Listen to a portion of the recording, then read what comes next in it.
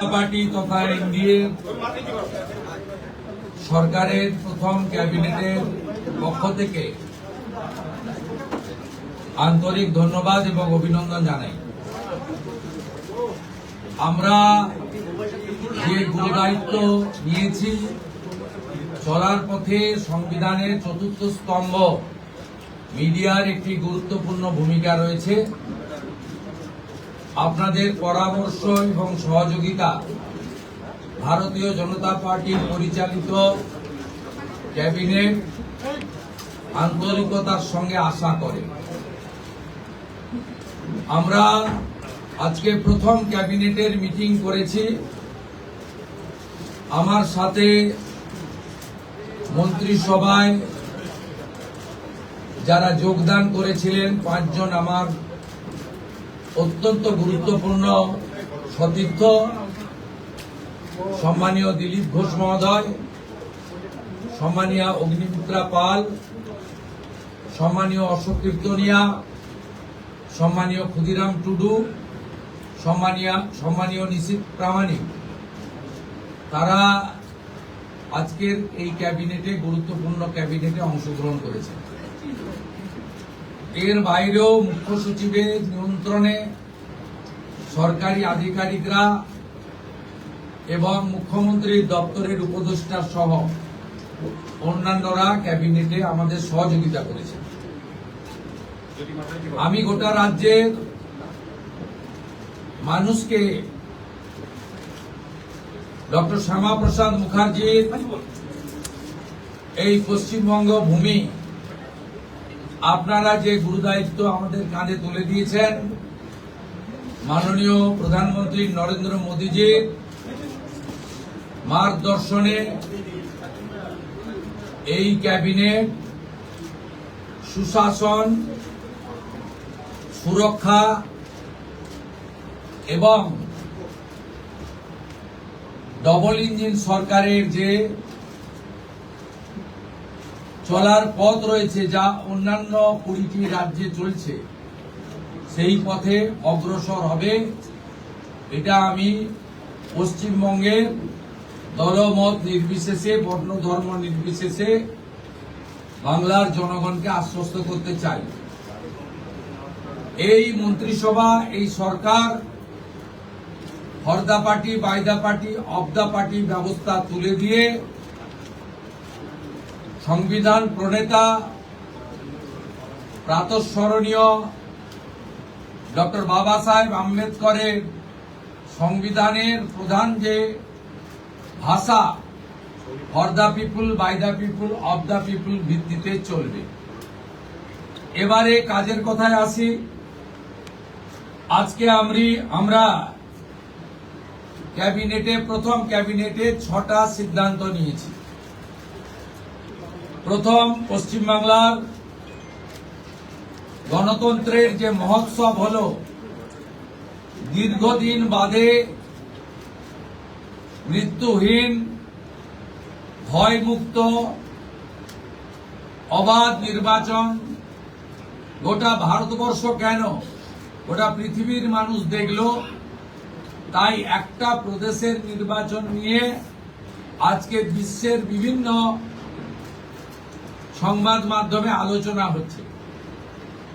তাই আমরা প্রথমেই বাংলার জনগণ তথা 93% ভোট প্রদানকারী ভোটারদেরকে নতমস্তকে কৃতজ্ঞতা জানালাম।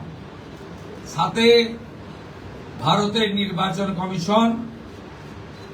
নির্বাচন কমিশনের নিয়ন্ত্রণাধীন ভোট কর্মী, গণনা কর্মী, বাইরের রাজ্য থেকে আসা অবজারভার, কেন্দ্রীয় সুরক্ষা বল, রাজ্য পুলিশ, কলকাতা পুলিশ, সংবাদ মাধ্যম, নির্বাচনে প্রতিদ্বন্দ্বী রাজনৈতিক দল, প্রার্থী, প্রত্যক্ষ পরোক্ষভাবে এই এত বড় কর্মযজ্ঞে অংশগ্রহণকারী প্রত্যেকের প্রতি এই ক্যাবিনেট কৃতজ্ঞতা জ্ঞাপন করে। দ্বিতীয়, আমরা যাদের আত্মবলিদানের মধ্য দিয়ে বিজেপি সরকার প্রতিষ্ঠা হয়েছে, সেই ভারতীয় জনতা পার্টির অকালে ঝরে যাওয়া 321 জন যারা আত্মবলিদান করেছেন তাদেরকে শ্রদ্ধার সঙ্গে স্মরণ করেছি, সমবেদনা জানিয়েছি। তাদের পরিবারের প্রতি এই সরকার দায়বদ্ধ। তারা যেমন হত্যার বিচারও আশা করেন তা আমরা দেব, সাথে সাথে এই পরিবারগুলির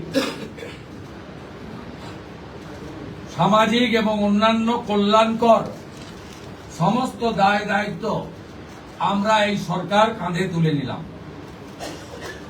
আমাদের দেশের সুরক্ষার প্রশ্ন, পশ্চিমবঙ্গের সুরক্ষার প্রশ্ন এবং যেভাবে জনবিন্যাস বদলে গেছে, আজকে আমরা প্রথম দিনই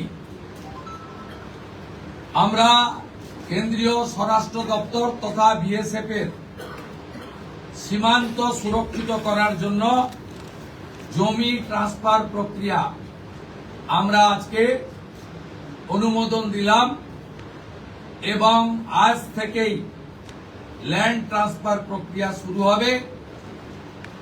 ভূমি ও রাজস্ব সচিব তাকে এবং মুখ্য সচিবকে দায়িত্ব দেওয়া হলো 45 দিনের মধ্যে বিএসএফ এর প্রয়োজনীয় জমি হস্তান্তর সম্পূর্ণ করতে হবে, যা আমাদের কেন্দ্রীয় স্বরাষ্ট্রমন্ত্রী নির্বাচনের আগেই বলেছিলেন। এই কাজটা আজকে প্রথম ক্যাবিনেটে আমরা করলাম। মাননীয় প্রধানমন্ত্রী নরেন্দ্র মোদীজি তিনি বলেছিলেন প্রথম ক্যাবিনেট মিটিংয়ে আমরা আয়ুষ্মান ভারতে যুক্ত হব।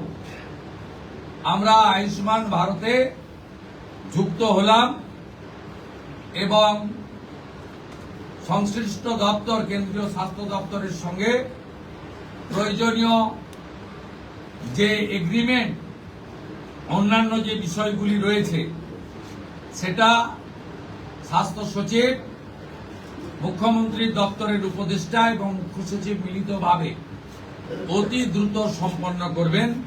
অর্থাৎ আজ থেকে মাননীয় প্রধানমন্ত্রী ঘোষিত পশ্চিমবাংলার মানুষের প্রতি যে কমিটমেন্ট আজকে ভারতীয় জনতা পার্টির ক্যাবিনেট সেটা সম্পূর্ণ করল। এর সাথে সাথে প্রধানমন্ত্রী জন আরোগ্য যোজনা, প্রধানমন্ত্রী ফসল বীমা যোজনা ক্রপ ইন্স্যুরেন্স, প্রধানমন্ত্রী স্কুলস ফর রাইজিং ইন্ডিয়া পিএমশ্রী, প্রধানমন্ত্রী বিশ্বকর্মা, বেটি বাঁচাও বেটি পড়াও, প্রধানমন্ত্রী উজালা যোজনা 3.0 এবং অন্যান্য কেন্দ্রীয় স্কিম বা সেন্ট্রাল গভর্নমেন্ট স্পন্সর্ড স্কিম আমরা যুক্ত হওয়ার সিদ্ধান্ত নিলাম। বিশ্বকর্মা যোজনায় আমাদের যারা বিশ্বকর্মা আছেন, হাতের কাজ করেন, আমাদের কামার কুমোর থেকে কুম্ভকার, স্বর্ণকার থেকে মালাকার থেকে তাঁতি থেকে নাপিত থেকে সবাই যারা 8,65,000 আবেদন করে রেখেছিলেন, আগের সরকার যাদের আবেদন জেলা শাসকদেরকে দিয়ে কেন্দ্রের এমএসএমই দপ্তরে পাঠাতে দেননি, আমরা দ্রুত ওই 8,65,000 পিটিশনকে পাঠানোর ব্যবস্থা নিলাম। আপনারা জানেন পশ্চিমবঙ্গে 11 কোটি মা বোন দিদি উজালা 1-2 তে বেনিফিটেড হচ্ছেন ভারতবর্ষে। পশ্চিমবঙ্গে 11 কোটির মধ্যে 1,29,00,000 পান, সবচেয়ে হাইয়েস্ট। 400 টাকা কম মূল্যে তারা গ্যাস ক্রয় করেন। প্রধানমন্ত্রী আরো 75 লক্ষ দেশে চালু করেছিলেন এবং বাংলার জন্য কোটা ছিল 15 লক্ষ। গ্রাহক বিতরণ কেন্দ্রে হাজার হাজার দরখাস্ত পড়ে থাকা সত্ত্বেও শুধু রাজনৈতিক কারণে এই পিটিশনগুলো ডিএমরা সংশ্লিষ্ট দপ্তরে কেন্দ্রীয় সরকারের কাছে পাঠায়নি। তাই আমাদের মা বোন দিদিরা বঞ্চিত হচ্ছিলেন। আমরা গ্রাহক বিতরণ কেন্দ্রে পড়ে থাকা সমস্ত পিটিশন অতি দ্রুততার সঙ্গে জেলা শাসকদের সংশ্লিষ্ট কেন্দ্রীয় পেট্রোলিয়াম ডিপার্টমেন্টে পাঠিয়ে দেওয়ার নির্দেশ দিলাম। এর ফলে উজালা যোজনা 3 তাতে পশ্চিমবঙ্গের আরো কয়েক লক্ষ মা বোন দিদি যুক্ত হওয়ার সুযোগ পেলেন। আমাদের পঞ্চম সিদ্ধান্ত, এতদিন পর্যন্ত পশ্চিমবঙ্গে national cadre is IPS, Paschimbanga cadre WBCS WBPS এদের কোনো কেন্দ্রীয় সরকারের ট্রেনিং এ কেউ যুক্ত হতেন না। এটা মুখ্যমন্ত্রীর অলিখিত নির্দেশ ছিল। আগের মুখ্যমন্ত্রী, বিদায়ী মুখ্যমন্ত্রী, প্রাক্তন মুখ্যমন্ত্রী। আমরা আজকে এই বিষয়ে চিফ সেক্রেটারিকে অন্য রাজ্যের যে নিয়ম আছে সেই নিয়ম ফলো করার জন্য আমরা তাকে এম্পাওয়ার করলাম, দায়িত্ব দিলাম। সাথে সাথে শুনলে অবাক হয়ে যাবেন, বিএনএস ভারতীয় ন্যায় সংহিতা, যা মাননীয় প্রধানমন্ত্রী নরেন্দ্র মোদীজির নেতৃত্বে কেন্দ্রীয় স্বরাষ্ট্রমন্ত্রী মাননীয় অমিত শাহজি পার্লামেন্টে দুটো কক্ষে অনেক আগে অনুমোদন করেছেন, রাষ্ট্রপতি মহোদয়ের সই হয়েছে, রুল হয়ে গেছে। আমরা আশ্চর্য হয়ে গেছি যে এখানে বিএনএস কার্যকর করা হয়নি, অর্থাৎ অত্যন্ত অবৈধভাবে সংবিধানকে বৃদ্ধাঙ্গুষ্ঠ দেখিয়ে আগের সিআরপিসি আইপিসি চলছিল। আজ থেকে বিএনএস এ যুক্ত হলো পশ্চিমবঙ্গ সংবিধান মেনে। আগের সিআরপিসি আইপিসি এই আইন আর থাকলো না। ভারতীয় ন্যায় সংহিতাতে আমাদের আজ থেকে কাজ শুরু হলো। এরও ছাড়পত্র ক্যাবিনেটের প্রথম দিলেন। ষষ্ঠ সিদ্ধান্ত, মাননীয় স্বরাষ্ট্র ও সমবায় মন্ত্রী অমিত শাহজি নির্বাচন প্রচারের রায়দিঘি থেকে বলেছিলেন যে 2015 সালের পরে পশ্চিমবঙ্গে কোনো রিক্রুটমেন্ট হয়নি, তাই প্রচুর শিক্ষিত যুবক যুবতীর বয়স চলে গেছে। 5 বছর এক্সটেনশন, মানে আবেদনের বয়সের ঊর্ধ্বসীমা ক্যাবিনেট মঞ্জুর করলো। এটাও আজকে আমরা করলাম। আজকে এই ক্যাবিনেট সিদ্ধান্তগুলো আমরা নিয়েছি। আমাদের আরো বেশ কিছু কমিটমেন্ট রয়েছে, যেগুলো ইতিমধ্যে আপনারা জানেন। আমরা পরবর্তী সোমবার আবার একটি ক্যাবিনেট মিটিং করব।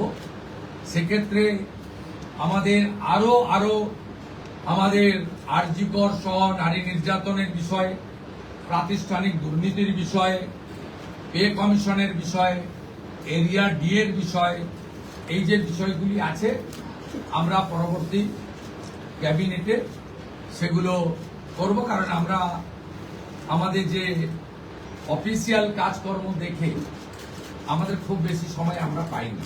আজকে প্রথম কাজের দিন সরকার গঠন হওয়ার পরে আপাতত যে কাগজগুলো রেডি ছিল তার উপরে ক্যাবিনেট আমরা এই সিদ্ধান্তগুলো নিয়েছি, কার্যকর হবে। আপনাদের মধ্যে বাংলার গণদেবতা জনতা জনার্দনকে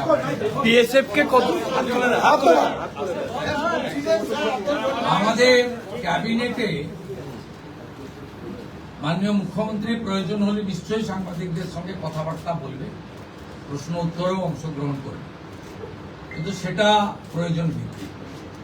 ক্যাবিনেট ব্রিফিং নেক্সট ক্যাবিনেট থেকে মাননীয় সিনিয়র মিনিস্টার দিলীপ ঘোষ এবং মাননীয় সেকেন্ড টাইম এমএলএ তথা মন্ত্রী অগ্নিমিত্রা পাল মহোদয় ব্রিফ করবেন। পরের সপ্তাহ থেকে দুজন মিলে করবে, একই পয়েন্টে করবে না, নিজেরা করে আমি জনস্বার্থে একটি গুরুত্বপূর্ণ তথ্য দেব যে কিভাবে পশ্চিমবঙ্গে যে সরকারকে মানুষ রিজেক্ট করেছে, ক্ষতি করে দিয়ে গেছে, অনেক কিছু পাবেন পরপর। 16 জুন 2025 ভারত সরকারের পক্ষ থেকে জনগণনার জন্য office of registrar general of India, ministry of home affairs তারা পাঠিয়েছিলেন। জুন মাসে 2025, আজকে প্রায় 1 বছর হতে যায়, 11 মাস অতিক্রান্ত। পশ্চিমবঙ্গ সরকার এই ফাইল ফেলে রেখেছিল এবং এগুলো এক্ষুনি পাবলিক ডোমেনে আনার বিষয় নয়, কিন্তু যে তথ্য আমাদের এই হাতে আছে, যে লিখিত তথ্য আছে, তাতে এরা শুধুমাত্র পশ্চিমবাংলার সঙ্গে বিশ্বাসঘাতকতা করেনি, দেশের সঙ্গে, দেশের সংবিধানের সঙ্গে বিশ্বাসঘাতকতা করেছে এবং এদের মূল লক্ষ্যই ছিল এই জনগণনা আটকে দিয়ে মহিলা সংরক্ষণ যাতে ভারত সরকার করতে না পারে, মহিলারা যাতে বিধায়ক সাংসদ না হতে পারে, সেজন্যই এসব করে গেছে। আজকে আমরা এখনই জনগণনা সংক্রান্ত 16 June 2025 ministry of home affairs, office of registrar general India তাদের পাঠানো সার্কুলারকে আমরা এখনই কার্যকর করলাম। এই মুহূর্ত থেকে জনগণনার কাজ, তার প্রক্রিয়া পশ্চিমবঙ্গ সরকার আজ থেকে এই মুহূর্ত থেকে করলো। এটি প্রশাসনিক নির্দেশে হলো। সবচেয়ে বড় যে অভিযান ছিল আপনাদের দুর্নীতির বিরুদ্ধে, সবচেয়ে বড় অভিযান ছিল, সেটা নিয়ে কোনো সিদ্ধান্ত হলো বা কথা? আমি আপনাকে বলেছি, প্রাতিষ্ঠানিক দুর্নীতি, মহিলা নির্যাতন, পে কমিশন, এরিয়া ডিএ, এগুলো নিয়ে নেক্সট ক্যাবিনেটে গুরুত্ব সহকারে আমরা ক্যাবিনেটে আনবো। নেক্সট মানডে হবে। আমাদের কিছু পেপার ওয়ার্কের প্রয়োজন আছে।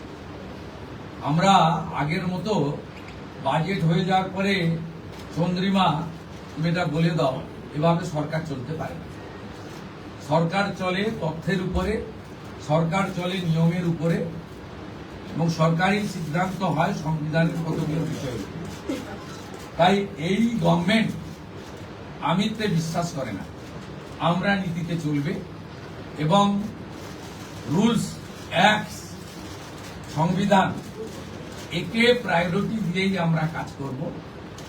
আমরা আশা করব এই সরকারের কোনো সিদ্ধান্ত নিয়ে, আপনারা তো বটেই, আমরা বেঁচে থাকা কিছু 2-4-5% যারা সমালোচক, সেই সমালোচকরাও কোনো সমালোচনা করতে পারবেন না, এই রকম সুযোগ এই সরকার দেবে না। এই জন্যই মাননীয় প্রধানমন্ত্রী বলেছেন, বিজেপি পশ্চিমবঙ্গ বলেছে, ভয় আউট ভরসা ইন। ভরসাটা আমাদের উপরে রাখুন, আমরা ঠিক পথে চলব। একটা কথা বিএসএফ কে কতটা জমি দিচ্ছে? বিএসএফ কে কতটা জমি দিচ্ছে? একটা বাংলা দেন, তারপরে দুটো হিন্দি দেন। আচ্ছা, বিএসএফ কে কতটা মাননীয় মুখ্যমন্ত্রী, আগের কিন্তু তো প্রশ্ন করতে অনারেবল সিএম, বিএসএফ কে কতটা জমি দিচ্ছে? বিএসএফ কে কতটা জমি? বিএসএফ যতটা জমি চেয়েছে ততটাই দেওয়া হবে। হ্যাঁ, এবং ইতিমধ্যে ল্যান্ড ডিপার্টমেন্ট কাজ এগিয়ে রেখেছে। আগের সরকারের অনিচ্ছাতে বিশেষ ভোটারদের বাঁচানোর জন্য, অভারতীয় অবৈধ অনুপ্রবেশকারীদের বাঁচানোর জন্য তারা ভূমি দপ্তরকে কাজ করতে দেয়নি এবং মহামান্য কলকাতা হাইকোর্টের নির্দেশও অমান্য করা হয়েছে, যেটা কোনো সরকার করতে পারে না। আমরা ল্যান্ড ডিপার্টমেন্টকে আজ থেকেই রেডি থাকা জমি হস্তান্তর করতে শুরু করেছি। আমার কাছে যেটুকু আমি এলওপি হিসেবে খবর রেখেছিলাম, 90% জমি আপনার land department government of West Bengal transfer করতে পারে। এক্সাক্ট সংখ্যাটা মুখ্যমন্ত্রীকে অনেক কিছু ভেবে বলতে হয়, যেটা বলতে হয় তার অথেন্টিকিটি যেন থাকে, তার যেন পূর্ণ সত্যতা ইত্যাদি থাকে, এটা করেই বলতে হয়। তাই এইভাবে আগের সরকারের মতো আলপটকা প্রশ্ন উত্তরে বর্তমান মুখ্যমন্ত্রী বা তার ক্যাবিনেট যাবে। স্যার একটা কথা, স্যার একটা প্রশ্ন, কেন্দ্রীয় প্রকল্প, মাননীয় মুখ্যমন্ত্রী, सवाल उठाए थे, आप जब विरोधी में तब उठाए थे, अब सत्ता में आप आ गए, आपका सिंगल डायरेक्टिव क्या होगा एडमिनिस्ट्रेटिव हेड्स के लिए ताकि रेस्टोर हो पाए राज्य का लॉ एंड ऑर्डर? और बीएसएफ वाला भी अब जो दे रहे हैं वो अगर हिंदी में थोड़ा बता दें।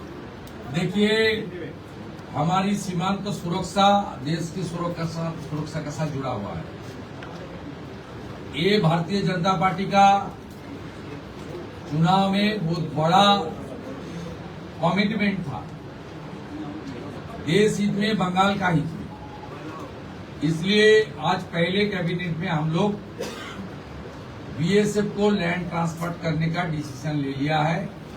लैंड डिपार्टमेंट जो लैंड उनका पास है, उन्होंने लैंड डिपार्टमेंट ने बहुत सारा एक्सरसाइज भी करके रखा है। वो लैंड ट्रांसफर आज से शुरू होगा और पूरा के पूरा लैंड माननीय गृह मंत्री जी ने जिस तरीके से बताया था, ऑनरेबल प्राइम मिनिस्टर ने जिस तरीके से उनका गाइडेंस हम लोग को मिला, उनका इंस्ट्रक्शन मिला, पहले कैबिनेट ये आने वाला 45 डेज के अंदर पूरा के पूरा जमीन एमएचए को ट्रांसफर करेगा, बीएसएफ फेंसिंग पूरा कर देगा और इलीगल इन्फिल्ट्रेटर्स का जो हमारी प्रॉब्लम चल रहा है ये भी कुछ दिन के अंदर रिजॉल्व हो जाएगा। ये डिसीजन कैबिनेट ने लिया है।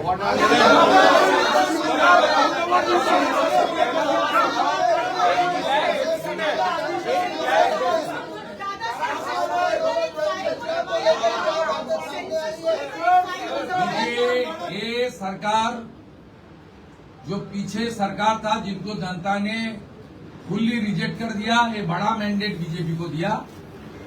ये सरकार केवल तुष्टीकरण, परिवारवाद, इंस्टीट्यूशनल करप्शन, महिला के ऊपर अत्याचार, गवर्नेंस को खत्म नहीं किया, देश की कॉन्स्टिट्यूशन को भी चैलेंज कर दिया।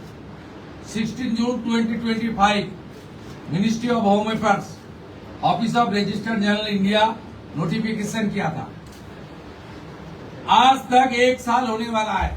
ऑनरेबल होम सेक्रेटरी का खत है, इसके ऊपर बहुत सारा ऑफिसर का नोट है जो हमारी गवर्नमेंट का सीक्रेट पेपर्स है।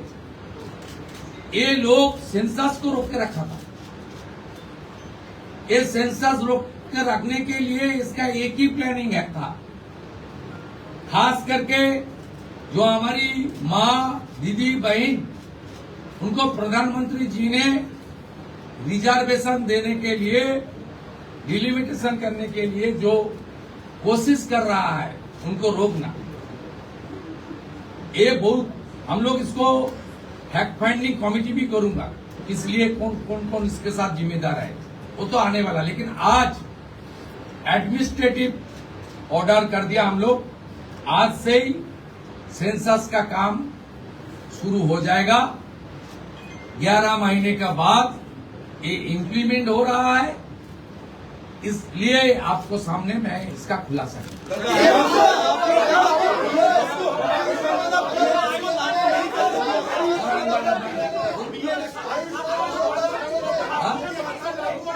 आयुष्मान भारत योजना के आज से लागू हो रहे हैं। ऑनरेबल प्राइम मिनिस्टर साहब का कमिटमेंट था, बीजेपी का मैनिफेस्टो में था। आयुष्मान भारत कैबिनेट ने मंजूरी दे दिया है। बाकी हेल्थ डिपार्टमेंट, सेंट्रल गवर्नमेंट का हेल्थ डिपार्टमेंट के साथ एग्रीमेंट और दूसरे की जो प्रक्रिया करना चाहिए वो प्रक्रिया आज से शुरू हो जाएगी।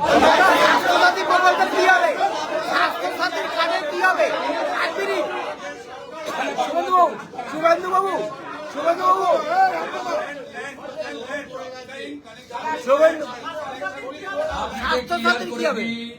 কোন চালু থাকা সামাজিক প্রকল্প বন্ধ হচ্ছে না। কোন সামাজিক চালু থাকা প্রকল্প, এটা আমরা আমাদের কর্মসূচি মানে প্রচারকালীনও বলেছি।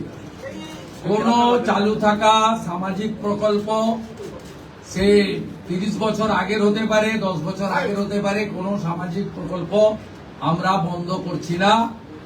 আমরা পেপারলেস অফিসও করব।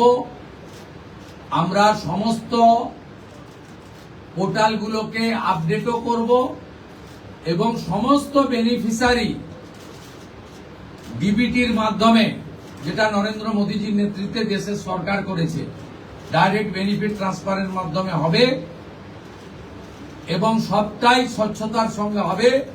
আপনার প্রশ্নের উত্তরে আমি পরিষ্কার বলে দিই, যে স্কিমটার কথা আপনি বলেছেন, আমি শুধু ওই স্কিমটা নয়, চালু থাকা কোনো সামাজিক কল্যাণকর কর্মসূচি বন্ধ এই সরকার করছে না, কিন্তু ট্রান্সপারেন্ট স্বচ্ছতার সঙ্গে সেগুলো হবে।